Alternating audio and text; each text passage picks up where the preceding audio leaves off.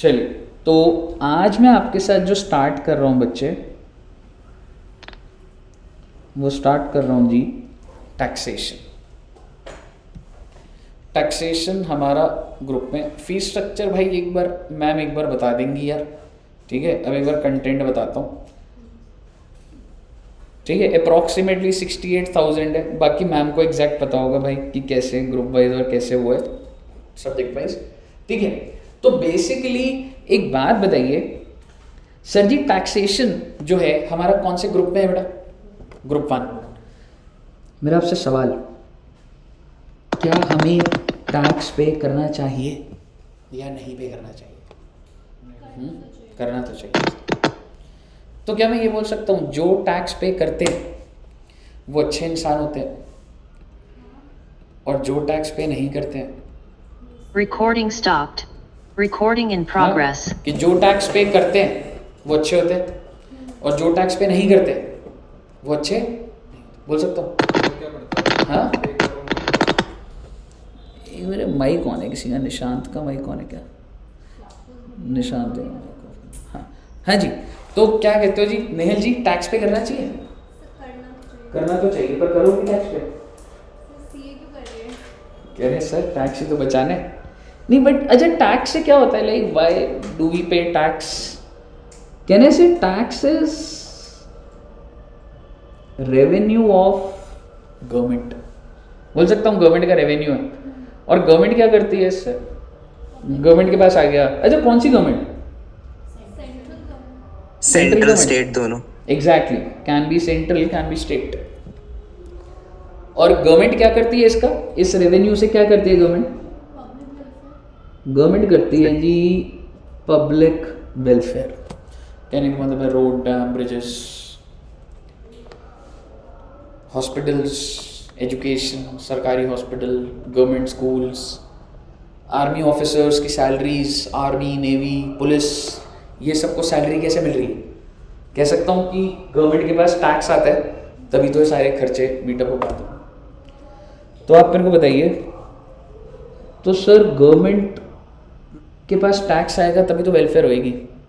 अगर गवर्नमेंट के पास टैक्स ही नहीं आया तो वेलफेयर हो जाएगी? टैक्स ही नहीं आ रहा, वेलफेयर हो जाएगी? नहीं होगी। तो ये टैक्स पे कौन करता है? खर्चा किसका है? एक्सपेंस ऑफ टैक्स पेयर, जो भी पे करता है टैक्स। मेरा आपसे सवाल, क्या आप में से किसी ने टैक्स पे करा अभी तक? कोई भी टैक्स पे नहीं करा? जब एग्जैक्टली आपने टैक्सेस पे करे हुए हैं। कौन सा टैक्स बच्चे? Indirect tax, very good. और क्या नाम है उस इनडायरेक्ट टैक्स का?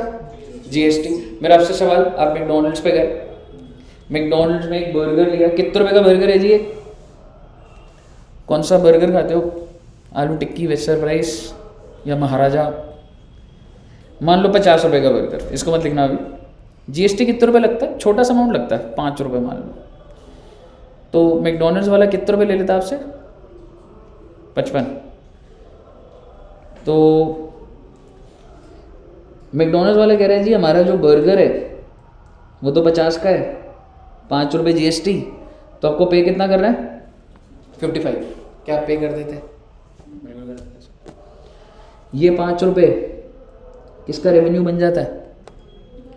और ये रेवेन्यू से क्या हो जाता है? रोड, डैम, ब्रिजेस, पार्क्स, है ना। जो कॉलोनी के पार्क्स होते हैं वो तो सरकारी पैसे से ही बने होते हैं ना। अब आप मुझे बताइए, अगर 50 रुपये के बर्गर पे 50 रुपये का जीएसटी लग जाए तो आपको 100 रुपये पे करने पड़ेंगे। और ये जो 100 रुपये हैं अब ये जाएगा गवर्नमेंट के पास और बढ़िया वाला पार्क बनेगा जी। अब तो पहले 5 रुपये का पार्क बन रहा था, अब कितने का पार्क बन रहा है? 50 का। आप मुझे बताइए, क्या आप ये बर्गर खाना पसंद करेंगे? क्या नहीं सर, हम तो घर जाके हार्वेस्ट की ब्रेड लेंगे, टिक्की लेंगे, केचप डालेंगे, खा लेंगे। मुझे बताइए, क्या आप ये 50 रुपये का टैक्स पे करना चाहोगे? एक पॉइंट पे बोलोगे सर इतनी भी क्या वेलफेयर का सोचना, अपनी भी तो पॉकेट देखनी है। तो आप मेरे को बताइए, क्या गवर्नमेंट को ये बात पता नहीं है कि अगर उसने बहुत ज़्यादा जीएसटी बढ़ा दिया तो आप खाना ही बंद कर दोगे बाहर से? तो गवर्नमेंट एक बैलेंस्ड अमाउंट रखती है जो कि देने में आपको कोई प्रॉब्लम भी ना हो, पहली बात। तो ठीक है सर, जितना टैक्स होता है I mean, जो भी पे करेगा उसका खर्चा है, गवर्नमेंट का रेवेन्यू है और इससे पब्लिक वेलफेयर हो रही है। और आप मुझे बता दीजिए पब्लिक वेलफेयर होनी चाहिए नहीं होनी चाहिए, बस इतना बता दो, बस होनी चाहिए ना। और अगर आप पब्लिक वेलफेयर को रोक रहे हो तो आप अच्छे इंसान हो या बुरे इंसान हो? बुरे। ये आप एग्री करते हो ना? अभी मैं 5 मिनट में प्रूव कर दूंगा कि आप कितने ही बुरे इंसान हो। ठीक है, एग्जाम्पल लेते, जैसे मान लो, अच्छा टैक्स के अंदर ना बेटा, एग्जाम्पल भी लूंगा, एक तो होता है डायरेक्ट टैक्स और एक होता है बच्चे इनडायरेक्ट टैक्स। सर ये डायरेक्ट टैक्स क्या होता है? अभी कर लेंगे रे बात, थोड़ा सा स्पेस छोड़ के ऐसे लिख लेना। डायरेक्ट टैक्स के अंदर हम लोग एक एक्ट पढ़ेंगे, that is income tax act 1965। और इनडायरेक्ट टैक्स के अंदर हम लोग एक एक्ट पढ़ेंगे, दैट इज जीएसटी एक्ट 2017। और सर जी सीएस और सीएमए के बच्चों को जीएसटी के साथ साथ कस्टम्स एक्ट भी कराया जाता है। ठीक है बच्चे, मैं आपके साथ इनकम टैक्स की बात कर रहा हूं। अब मुझे बताओगे बच्चे क्या होता है इनकम टैक्स? जैसे एक बात बताओ, नाम में ही बेटा डेफिनेशन है, अगर आपको कोई इनकम हुई तो उसके ऊपर क्या लगेगा? टैक्स। मेरा आपसे सवाल, रुचिका जी आपकी इनकम कितनी है? 0, बिकॉज स्टूडेंट है सर, अभी थोड़ा ना कमाते, तो टैक्स कितना होगा बेटे? 0। भारत देश में बहुत बड़ा एक्ट लगता है जिसका नाम है इनकम टैक्स एक्ट। अगर आप इनकम कमाओगे, अगर आप कुछ भी कमाते हो तो उसके ऊपर टैक्स लगता है। अब मैं आपसे पूछता हूँ, ये तो हो गया सारे स्टूडेंट्स का, मैं अपनी बात करता हूँ बेटे। मैं बेटे कितना कमा रहा हूँ साल का? 5 लाख रुपए। महीने का नहीं बेटे, साल का। ठीक है, क्या लग रहा है आपको? 5 लाख से ज़्यादा कमाता हूँ या कम कमाता हूँ? गलत एस्टिमेट है बेटा, कम कमाता हूँ बेटे। सारा दुष्यंत सर ले जाते हैं बेटे। तो आपको पता है 5 लाख के ऊपर भी टैक्स कितना है? अब बात करते हैं दुष्यंत सर की। दुष्यंत सर ले जाते हैं बेटे 2 करोड़ रुपए यहाँ से। वो कहते रहते हैं ना दिहाड़ी दिहाड़ी, है ना सर? एक साल में एडू जंक्शन से कितनी इनकम कमा रहे हैं बेटा? 2 करोड़ रुपए। इस पे मोटा मोटी टैक्स बोल रहा हूँ आपको 60 लाख। मेरे कहने का मतलब है अगर आप इनकम हुआ तो टैक्स लग रहा है। अब मैं बात करता हूँ अनुराधा मैम की। अनुराधा मैम का क्या लगता है आपको? अनुराधा मैम का ना बेटा दुबई में बहुत बड़ा एम्पायर है। हाँ, दुबई में बहुत बहुत ज़्यादा। तो मान लो अनुराधा मैम कितना कमा रही है? 5 करोड़। संजय भैया कम कमाते हैं, अनुराधा मैम ज़्यादा कमा रही। 5 करोड़। 5 करोड़ के ऊपर ना मोटा मोटी इंडिया में 30% टैक्स है। तो कितना आ जाएगा मालूम है? 1.50 CR। मैं आपको ये बोलना चाह रहा हूँ, जैसे जैसे आपकी इनकम बढ़ती जाती है, क्या टैक्स भी बढ़ता जा रहा है? इनकम टैक्सेस जितना आप कमाते जाओगे सरकार टैक्स और लेती जाएगी। It is progressive in nature. तो बेसिकली डायरेक्ट टैक्स को ना सबसे पहले अगर मैं बोलूं क्या होता है बेटा, वो progressive in nature. If you progress तो टैक्स भी प्रोग्रेस करेगा। और इनडायरेक्ट टैक्स क्या होता है? Regressive in nature. आप चाहे साइकिल से मैकडॉनल्ड्स पे जाओ, चाहे मर्सिडीज से जाओ, चाहे प्राइवेट प्लेन से आओ, क्या उस हिसाब से बर्गर के ऊपर रेट भी बदल जाएगा? ना भाई, सबके लिए सेम है। समझ रहे हो? तो वो basically indirect taxes on goods और सर्विसेज, कोई भी खा रहा है जो उस पर वही रेट लग रहा है। ठीक है बच्चे, अब मैं आपसे एक छोटी सी चीज बोलता हूँ। सपोज करो बेटा संजय जी है, संजय जी ने यहाँ पे 1-2 साल नौकरी करी, फिर बेटा उसने बिजनेस करा, ठीक है, और उसके बिजनेस की कहानी बताता हूँ। संजय की सेल कितने की? 100 करोड़ की, ओ माय गॉड। कॉस्ट कितने की? 70 crore, oh my God. Profit कितने का? 30 करोड़। और संजय के यहाँ पे काम हम कर रहे बेटे, समझ रहे हो? तो आप मुझे बताइए, संजय ने अपना बिजनेस खोला, कह रहा है संजय ना पहले भी ना टेक्सटाइल कपड़ों के उधर काम करता था, तो उसका पहले बहुत मन था कि वो खोलने का। तो मान लो संजय जी जो है बिजनेस कर रहे हैं, मेरे को बताइए प्रॉफिट कितने का है? तो आप मुझे बताइए क्या इसके ऊपर टैक्सेशन के लिए ये खुद ही हैंडल कर लेगा या किसी CA CS CMA के पास जाएगा? CA CS CMA के पास जाएगा। तो मान लो वो गया जी नीतीश के पास, तो CA नीतीश जी जो कि है AIR 1, कह रहे सर AIR छोड़ो, फाउंडेशन का लिख दो अभी, तो अभी AIR 1 की बस ये बता दो, पास हो गए तो वो खुशी ज़्यादा है उसकी। तो संजय जी गए नीतीश के पास और नीतीश ने बोला देखो संजय जी तुम्हारा प्रॉफिट कितने का? संजय ने बोला 30 करोड़। तो नीतीश ने बोला देख भाई अच्छा नागरिक है ना तू, अच्छा इंसान है ना, तो चुपचाप 30% टैक्स पे कर दे। तो संजय ने कैलकुलेशन बैठाई, कितने रुपए का टैक्स बैठ जाएगा बेटा? 9 करोड़ का। 30 करोड़ का 30% कितना हो गया? 9 करोड़। आप मुझे बताइए संजय के पास कितने रुपए रह गए पॉकेट में? 21 करोड़। सोच के देखिए 30 करोड़ कमाए संजय ने, उसमें से कितना % टैक्स लग गया? 30%।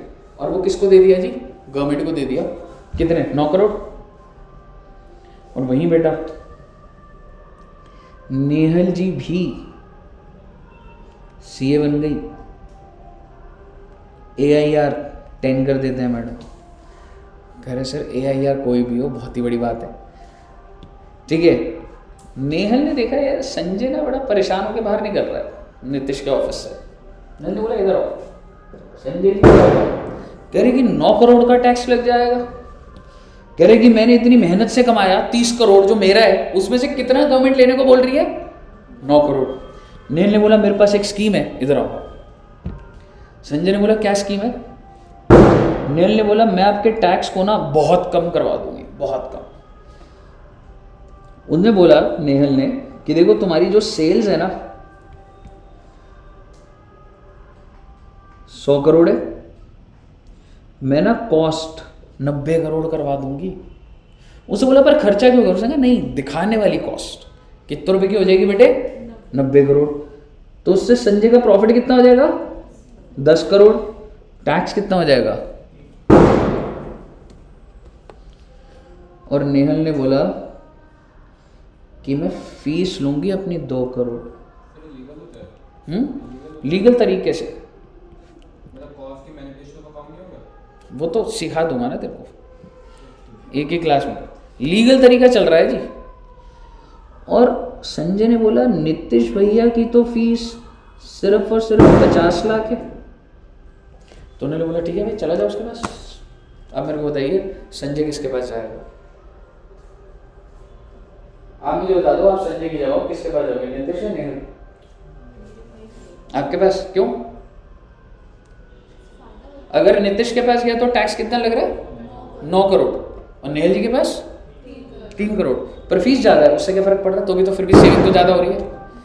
तो ये चीज़ देख के नीतीश बहुत परेशान, कह रहे यार मेरे पास जो भी क्लाइंट आता है ना वो रुकता ही नहीं। नेहल जी कह रही हाँ मेरे साथ भी यही हो रहा है आज, पर सच बता नहीं रही, सारे क्लाइंट नेहल के पास ही है। क्योंकि नेहल का क्या काम उसे पता है, नीतीश बन रहा है बहुत अच्छा नागरिक, उसको चिंता हो रही है वेलफेयर की। जो भी क्लाइंट आता है उसको बोलता है 30% पे कर दे। नेहल जी करिए मैं टैक्स बचा दूंगी। आप मेरे को बताओ नीतीश के पास कोई एक भी क्लाइंट, आप सारे के सारे क्लाइंट हो, आप में से कोई जाएगा नीतीश के पास? कोई नहीं जाएगा बेटा। और देखते ही देखते नेहल जी ने मर्सिडीज BMW सब खरीद ली।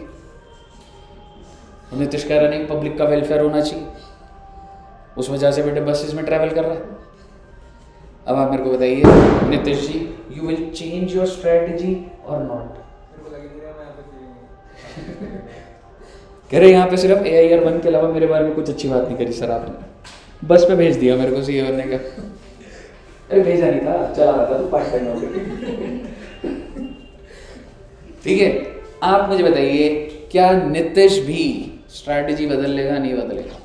नीतीश कहेगा, अब कोई भी क्लाइंट आएगा, अजी हम आपका टैक्स बचाएंगे और टैक्स कितना कर देंगे, क्योंकि जितना नेहल है एट पार तो लाना ही पड़ेगा ना उस बात को। अब आप मुझे बताइए, जब आप मार्केट में जाओगे, जो क्लाइंट्स आपके पास आएंगे, आपको क्या लग रहा है? They want you to explain them public welfare and pay taxes. वो ये चाहते हैं, भैया टैक्स बचता कैसे, हमें नॉलेज मत बताओ, हमें पता ही है रोड डैम ब्रिजेस बन रहे हैं, हमें कोई ऐसा तरीका बताओ कि हम अल्टीमेटली कम से कम टैक्स पे करें। तो बेटे अल्टीमेटली मार्केट में जब आप जाओगे तो भाई साहब ये भी प्लानिंग करवाएगा क्लाइंट को, जिसको बोला जाता है टैक्स प्लानिंग। और नेहल जी भी क्या करवा रही है? Tax planning. और ये टैक्स प्लानिंग की वजह से अब आप मेरे को बता दीजिए, सरकार के पास रेवेन्यू ज़्यादा जा रहा है या कम जा रहा है? जिस वजह से वेलफेयर हो रही है या नहीं हो रही है? कम हो रही है। किसकी वजह से? आपकी वजह से वेलफेयर में रुकावट है। आज पूरे इंडिया में मेट्रो होती, पर आपने टैक्स बचा बचा के सिर्फ दिल्ली की मेट्रो बनवाई है। समझ रहे हो? अब आप मुझे बताइए, आप अच्छे इंसान हैं या बुरे इंसान?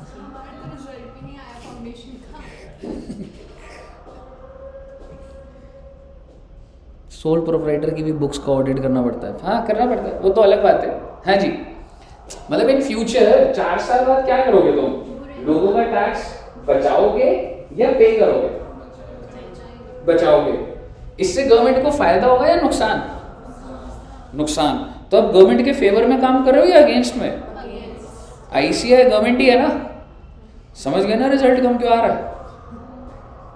More the CS less the tax collection. क्योंकि आप ही तो हो मार्केट में सीएस सीएमए, जिसको नॉलेज है कि टैक्स को कैसे बचाया जाता है। अब मैं आपसे लीगल तरीके की बात कर रहा हूँ, इलीगल तरीके की बात कर रहा हूँ। लीगल, क्या आपको लीगल तरीका आता है? नहीं आता।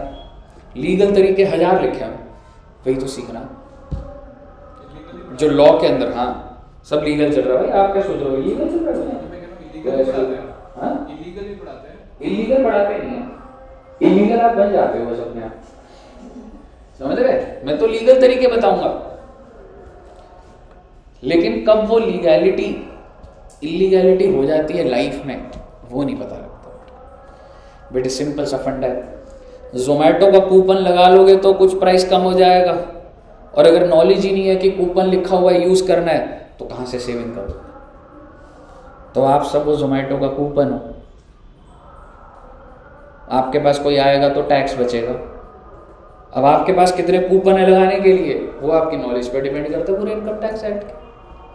समझ रहे हो? जिस पे जितने ज्यादा कूपन उतना टैक्स बचा जाए। समझ रहे हो बच्चे? तो टैक्स के अंदर क्या है जी? And government gives you incentives. Government को पता है किसी को टैक्स पे करना अच्छा नहीं लगता, गवर्नमेंट को नहीं पता? क्या पता है? Establish fact. गवर्नमेंट खुद कहती है हमारे कहने से ये कर लो टैक्स बच जाएगा, हमारे कहने से ये कर लो टैक्स बच जाएगा, कहती है गवर्नमेंट। उसमें क्या दिक्कत वाली बात है? पर लीगल तरीके से करो ना। Tax planning is good for the country. Government ही तो बेनिफिट दे रही है कि ऐसा कर लो तो टैक्स बच जाएगा। So you should do tax planning, but in a legal manner. Clear है बच्चे? तो ये है जी आपका एक ओवरऑल इनकम टैक्स का लॉजिक। तो इनकम टैक्स के अंदर अगर मैं आपसे बात करूं, अच्छा एक बार डायरेक्ट टैक्स के बारे में कुछ 1-2 लाइनें लिख लेते हैं, फिर इनकम टैक्स को शुरू करूंगा। डायरेक्ट टैक्स के अंदर क्या होता है बच्चे? बर्डन ऑफ टैक्स क्या होता है? Can not be shifted exactly to another. भैया संजय भैया के ऊपर जो टैक्स था वो पे भी किसको करना पड़ेगा? संजय भैया को। इनडायरेक्ट टैक्स में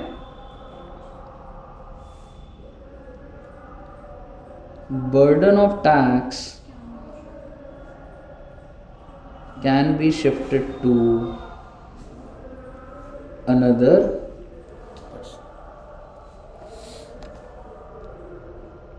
बेटे इनकम टैक्स भी तुम्हारा 50 नंबर का है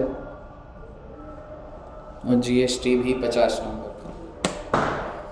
जिनका कस्टम्स होता है CSCM में का, उनका 5-10 नंबर का जीएसटी कम होता है और कस्टम आ जाता है 10 नंबर का।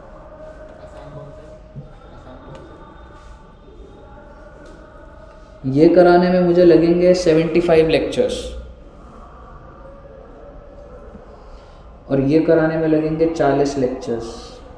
नंबर उतने, मार्क्स उतने। और ऐसा क्यों सर? बेटे 1961 का लॉ है, इतनी लोगों ने प्लानिंग कर ली है, इतना डिटेल्ड, इतना कॉम्प्लेक्स एक्ट बन चुका है कि समझने में टाइम लगता है। तो मोस्ट इंटरेस्टिंग इनकम टैक्स होता है। जीएसटी नया 2017 में आया, अभी लोग सीख रहे हैं मैनिपुलेशन, समझ रहे हो? तो वो थोड़े सीधे लॉज हैं उसके अभी। लेकिन 1961 वाला तो भाई लोगों ने किस लेवल तक प्लानिंग कर चुके हैं, करोड़ों रुपए। ठीक है ना बच्चे? ओके, तो सर इनकम टैक्स में क्या करना होता है? आपने बातों ही बातों में देखा होगा।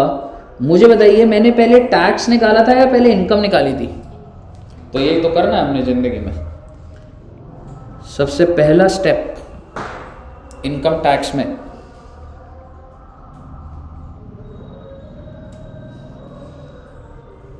that is computation of total income of person। Sir जी ये क्या बोल रहे हो आप? Total income? बेटे ये फिक्स्ड वर्ड है, टोटल इनकम। ना मैं इसको कभी इनकम बोलूंगा ना अर्निंग बोलूंगा। मेरा सबसे पहला स्टेप क्या होता है? मुझे टोटल इनकम निकालनी होती है। और टोटल इनकम किसकी? पर्सन की। पर्सन कोई भी हो सकता है, डेफिनेशन भी देखेंगे। अभी हम बात कर रहे हैं जनरली इंडिविजुअल की। आप लाइफ में, मैं कह रहा हूं कितनी मेहनत कर लो, आप टोटल कितनी कैटेगरी में, कितने हेड में कमा सकते हो? 5 heads, total 5 heads. First,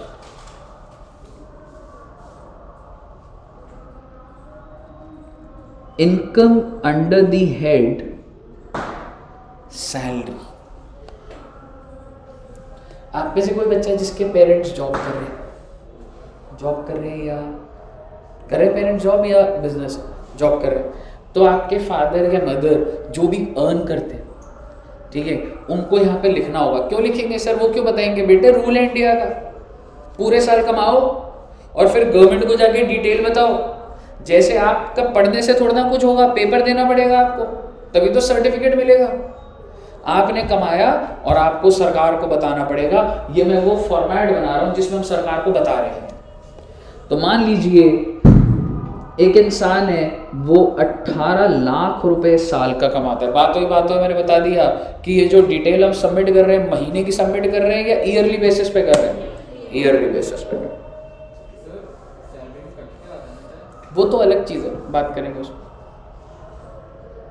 TDS होता है, क्या होता है थोड़ा करेंगे ना। Income under the head salary.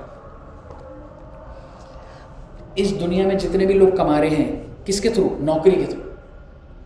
उनकी income under the head salary. तो जैसे अगर एक इंसान है, ये मैंने कितना बनाया, कह सकता हूँ 1.5 लाख रुपए महीना।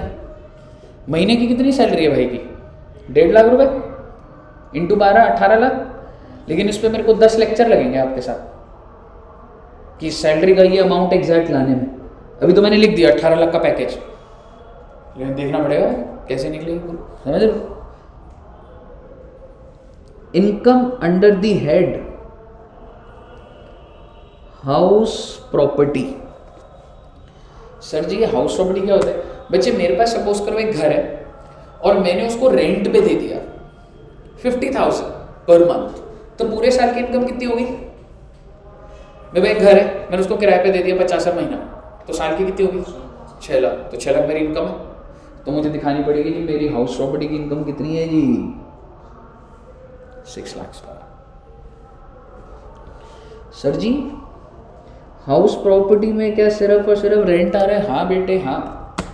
सर जी गाड़ी का किराया हाउस प्रॉपर्टी में? नहीं बेटे, ये हेड है सिर्फ जिन भी लोगों के पास घर है और अगर उन्होंने इसको किराया पर दिया। मेरा आपसे सवाल, हम लोगों ने जिनसे लिया किराए पे लिया, खरीद लिया? खरीद लिया।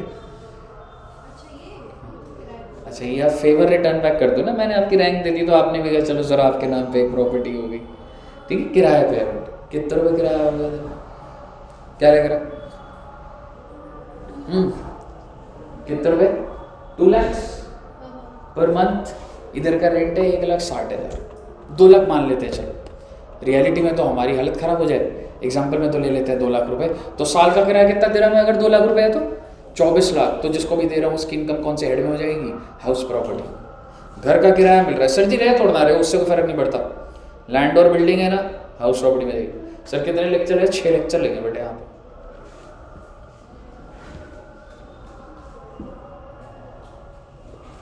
इनकम अंडर द हेड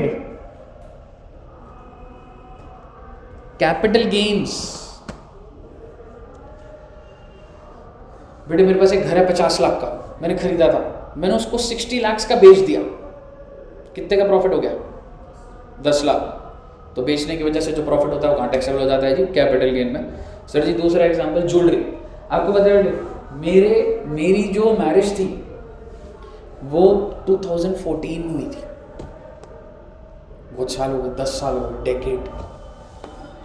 तो मैंने मैम को बोला काफ़ी साल हो गए, तो क्या सोचा, ठीक है। तो उस टाइम पे ना आपको पता है गोल्ड 10 ग्राम कितने का था, 30,000 मैक्सिमम। तो अगर मैंने कोई चीज़ अगर 1 लाख रुपए की खरीदी थी उस टाइम पर, आज 10 ग्राम पता है कितना है, 65,000। 10 साल में गोल्ड का प्राइस डबल से ज़्यादा हो चुका है। तो इसका मतलब वो 1 लाख की चीज़ मोटा मोटी कह सकता हूँ 2 लाख की होगी। सपोज करो बेटे ये रिंग है, ये रिंग मैंने 1 लाख की खरीदी थी, आज कितने की हो गई, 2 लाख की। तो अगर मैं आपको बेच दूँ तो मुझे कितने का प्रॉफिट हो जाएगा, 1 लाख का। कौन से हेड में आ जाएगा, कैपिटल गेन। आपको एक शेयर दिखाता हूँ, मैं ज़्यादा खुश हो रहा हूँ आजकल। मैंने एक शेयर में 1 लाख रुपए लगाया, 10 दिन में वो 2 लाख हो गए। मैं सबके साथ शेयर करता जा रहा हूँ, नज़र ना लग जाए कहीं उस शेयर। एक शेयर का नाम है IRFC, गवर्नमेंट रेलवेज का। अब सिर्फ इसको 1 महीना पहले देखिए, 1 महीना नहीं, मैंने कितने का खरीदा था, सॉरी हो गए 2 महीने हो गए, अक्टूबर में खरीदा था मैंने। कितने रुपए का था अक्टूबर में, 75। अक्टूबर 8 सॉरी नवंबर में, नवंबर कितने महीने हो गए, नवंबर दिसंबर 3 महीने हो गए। 75 रुपए की चीज़ डबल से ज़्यादा हो। आप मेरे को बताइए, अगर आज मैं इसको बेच दूं, जो कि मैं नहीं बेचूंगा, लेकिन अगर सपोज करो मैं इसको बेच दूं तो मुझे प्रॉफिट हो रहा है शेयर्स बेचने पे, तो कौन से हेड में टैक्सेबल हो जाएगा, कैपिटल।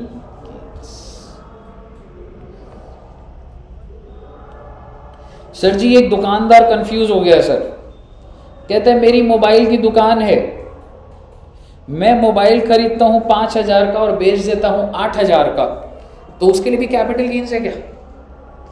जो चीज आपका बिजनेस होता है वो कैपिटल गेन में नहीं जाता,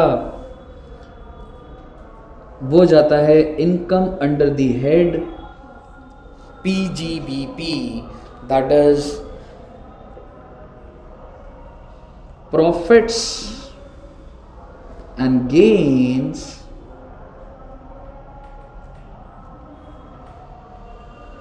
फ्रॉम बिजनेस और प्रोफेशन। कैपिटल गेन की वैल्यू लिख देते ऐसी 10 लाख रुपए पहले, कोई चीज़ 50 लाख की खरीदी थी, 60 लाख की बेच दी, 10 लाख का फायदा। PGBP, मेरा आपसे सवाल है, मोमोज वाले भैया कह रहे हैं मैं साल का 10 लाख रुपए कमा लेता हूँ, प्रॉफिट कमा लेता हूँ, तो वो तो मोमोज खरीदता और बेचता है, बनाता ही है चाहे, ठीक है। अगर मोमोज खरीद रहा है और बेच रहा है तो वो भी कैपिटल गेन में जाएगा क्या, नहीं, कैपिटल गेन में जाएगा, किस में जाएगा, PGBP। जो चीज़ का आपका बिजनेस होता है उसको बेचने से जो प्रॉफिट होता है वो किधर आता है बेटा, PGBP। और अब सिंपल सी बात ये कह सकते हो, जिन भी लोगों का तुम ट्रेडिंग PNL बनाते हो वही लोग तो बिजनेस करते हैं ना। अकाउंट्स में हम लोग प्रॉफिट एंड लॉस किसका बनाते थे, जो बिजनेस करता है या प्रोफेशन है, ठीक है। तो बेसिकली मैं क्या कर दूंगा, वो चीज़ यहाँ पे डाल दूंगा, इसका प्रॉफिट है ये। अभी कह सकते हो ये कोई सेल्स नहीं है, ये आप क्या कर सकते हो, नेट प्रॉफिट है बच्चे। Last, income under the head other source. एक बात बताइए, कल को आप नौकरी करोगे अगर सपोज, तो आपको पैसा कैश में मिलेगा बैंक में, और बैंक में जब आप पैसा रखोगे तो आपको बैंक क्या देगा, इंटरेस्ट। क्या इंटरेस्ट इनकम है, तो क्या वो इनकम कहीं टैक्सेबल होगी? क्या वो सैलरी है? हाउस प्रॉपर्टी किराया है? नो। कैपिटल में बेचा भी नहीं, पीजी भी नहीं, अदर सोर्स। जो इनकम कहीं भी नहीं आ रही होती ऊपर के हेड में, वो ऑटोमेटिकली कहाँ आ जाती है, अदर सोर्स में। इसलिए अदर सोर्स को क्या बोला जाता है, रेजिडुअरी सोर्स। और बताओ सर, इंटरेस्ट हो गया एक, तो डिविडेंड्स, आपने कंपनी में इन्वेस्ट करा, कंपनी ने आपको डिविडेंड दिया, अदर सोर्स। और बताओ सर, केबीसी देखा सब बच्चों ने, केबीसी में एक इंसान 1 करोड़ रुपए जीत गया, कौन से हेड में जाएगा? सैलरी है वो उसकी जो इंसान जीता? नहीं। House property, windfall gains. Exactly, windfall gains है, कैजुअल इनकम बोला जाता है। तो भैया इधर ही आ जाता है। मान के चल लो 10 लाख रुपए कमाए हैं सर, आप जिंदगी में कुछ कमा लो, मैं कह रहा हूँ इन 5 कैटेगरी में ही होते हो आप। इन 5 कैटेगरी को बोला जाता है हेड्स, बोला जाता है इसको। अब आप मुझे बताइए टोटल क्या आएगा बेटा, ग्रॉस टोटल। अभी भी टोटल इनकम नहीं निकला, क्या निकला अभी, GTI, that is gross total income. कितना हो गया बताओगे? 18 + 6 24 34 49 lakhs। 39 नहीं, 28 38 49 आ रहा है, ठीक है। GTI कितना आ गया बेटा, 49 lakhs। हम निकाल के रहे थे टोटल इनकम। सर जी टोटल इनकम निकल गया, नहीं निकला बेटे। सरकार, आपने सुना है कि गवर्नमेंट कहती है कि LIC करा लो, बेनिफिट मिलेगा, सुना है कभी? देखो तुमने कितना कमा लिया टेक्निकली, 49। गवर्नमेंट कहती है इसको ना अपने पास मत रखो, तुम्हारा ही पैसा है, सिर्फ बैंक में डाल दो ना, या LIC करा लो ना, या घर परचेस कर लो। गवर्नमेंट बहुत सारी इन्वेस्टमेंट स्कीम्स देती है ताकि गवर्नमेंट के पास वो पैसा वापस आ जाए, सो दैट गवर्नमेंट उसको यूज कर ले। पैसा तुम्हारा ही है, ठीक है। तो बेसिकली गवर्नमेंट कहती है कि हमारे कहने से कहीं इन्वेस्ट करो, हम तुमको बेनिफिट देंगे। वो बेनिफिट्स को बोला जाता है deductions under chapter 6A, that is 80C to 80U। ये भी एक चैप्टर है बेटा, कहाँ कहाँ इन्वेस्ट करने पे बेनिफिट मिलेगा। मान लो एक इंसान ने 2 लाख रुपए इन्वेस्ट कर दिए, तो आप मेरे को बताइए आपकी टोटल इनकम कितनी आ जाएगी? माइनस हो जाता है जी ये। हाँ, टोटल इनकम कितनी आ जाएगी? 47।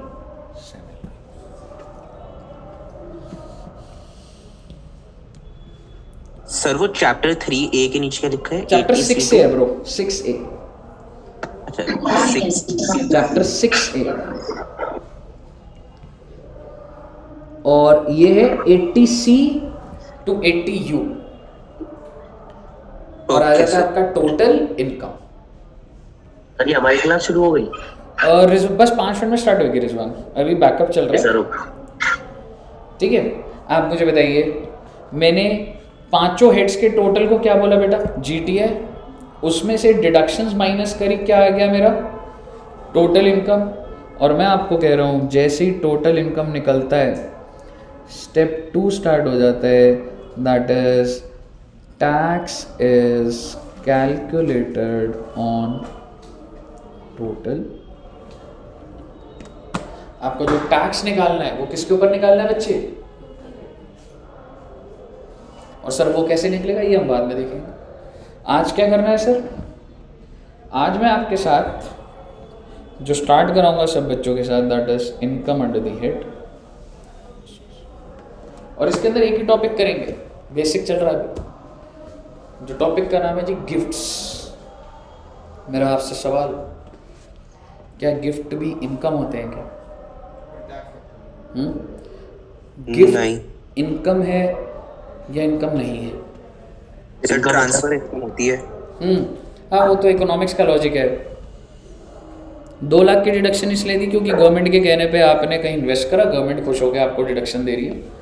ट्रांसफर इनकम वो जो कहानी है वो आपकी इकोनॉमिक्स की है। मेरे को देसी शब्दों में बताओ, इनकम है कि नहीं है? इनकम है तो गिफ्ट पे टैक्स लगना चाहिए। तो आपके पेरेंट्स आपको जो भी कुछ दे रहे हैं वो गिफ्ट ही दे रहे हैं। एग्जैक्टली, गिफ्ट इनकम है बेटे। सर कैसी बात कर रहे हो, इनकम है? बिल्कुल इनकम है बेटे। अगर गिफ्ट इनकम नहीं हुई ना तो एक हर कंपनी अपने एम्प्लॉय को क्या बोलेगा, जनवरी में ये लो 26 जनवरी के नाम का गिफ्ट ले लो। सैलरी की जगह सबको मैं गिफ्ट दे रहा हूँ। फरवरी में बोलूंगा 14 फेब आ रहा है, ये लो गिफ्ट ले लो। मार्च में होली आ जाएगी, अप्रैल में नया साल शुरू हो गया, मई के अंदर कुछ हो जाएगा, हर महीने दिवाली, हर महीने मैं क्या कर दूंगा, गिफ्ट के नाम से पैसा दे दूंगा। आप यहाँ पे जो भी फीस दे रहे हो बोल देना गिफ्ट है जी। उससे क्या होगा, अगर गिफ्ट इनकम ही नहीं हुई तो एकदम से हर कोई एक दूसरे को क्या देने लग जाएगा, गिफ्ट। आपने मैकडॉनल्ड्स का बर्गर खाया, आपने कहा मुझे बर्गर बहुत अच्छा लगा, ये लो मैकडॉनल्ड्स गिफ्ट। तो बेसिकली गिफ्ट भी इनकम। और आज हमारी सारी बात गिफ्ट पे चलेगी। आगे की 2 क्लासेस गिफ्ट के ऊपर चलेगी। और गिफ्ट की टैक्सेबिलिटी कौन से हेड में है बच्चे? अदर सोर्स में। हम लोग हर हेड को स्टार्ट करेंगे, खत्म करेंगे, पर अदर सोर्स ऐसा है कि कुछ कुछ डेवलपमेंट होगी तो अदर सोर्स के कुछ कुछ पॉइंट होते जाते हैं। हाँ जी, फिर ये 2 बार नहीं टैक्स लग रहा है इसमें? कैसे? लाइक अगर मैंने प्रॉपर्टी खरीदी है, मैंने ऑलरेडी उसको खरीदते हुए टैक्स पे किया, मैंने आगे उसे एज अ गिफ्ट किसी को दे दिया, then that is a separate transaction. एक बात बताओ, मेरे को सैलरी मिली और मैंने उससे बर्गर खा लिया, तो क्योंकि मैं सैलरी के ऊपर टैक्स पे कर चुका हूँ तो मैकडॉनल्ड्स को भी तो इनकम हो रही है। तो लोग अलग है, इनकम हैंड्स चेंज हो रहे हैं तो इनकम तो है ही। एक कंपनी कमाती है फिर वो सैलरी देती है, तो ये थोड़ा ना कंपनी ने टैक्स दे दिया तो एम्प्लॉय नहीं देगा। समझ रहे हो? इफ इट्स चेंजिंग हैंड्स तो लगेगा ही ना। क्लियर है ना बच्चे? तो हमने आज क्या स्टार्ट करना है बच्चे, टैक्सेबिलिटी ऑफ गिफ्ट्स। तो आपका सिर्फ अदर सोर्स ऐसा चैप्टर होगा जो कि मैं ब्रैकेट्स में कर करके बीच बीच में 2 टोटल अदर सोर्स पे 3-4 लेक्चर लगते हैं, 5 लगते हैं, जिसमें से 2 हम अभी कर लेंगे, फिर 1-2 बीच में है, तो ऐसे करके अदर सोर्स होगा। बाकी जो भी हेड जब भी स्टार्ट होता है पूरा का पूरा होता है। ठीक है बच्चे? चलिए, नोट कर लिए बच्चों ने? चलिए, तो इतना तक इंट्रो लेवल पर आपका रखेंगे। 1-2 प्रीवियस ईयर असेसमेंट ईयर क्या होता है वो करेंगे। ठीक है, और अब करेंगे जी स्टार्ट। फिर Recording stopped.